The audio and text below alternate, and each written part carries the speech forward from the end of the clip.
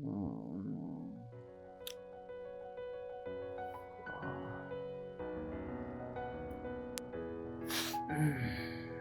Master, good morning. Good morning. ఏంటి సంగతి, ఇంత ఉదయాన్నే లేచారు? ఏంటి మ్యాటరు?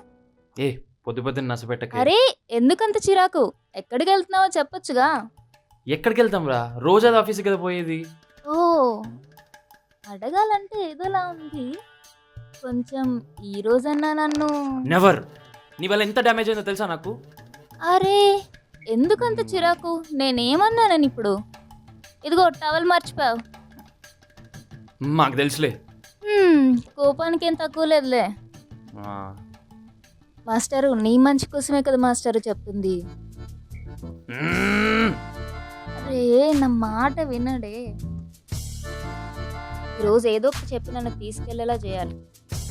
మాస్టరు, నీ సేఫ్టీ కోసమే కదా మాస్టరు చెప్తుంది. ప్లీజ్ మాస్టరు, నన్ను తీసుకెళ్ళు మాస్టరు.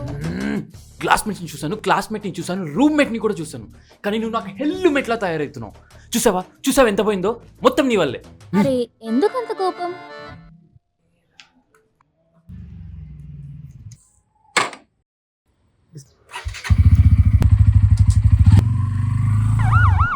అవునరా ఇది చాలా ఘోరమైన యాక్సిడెంట్ రా.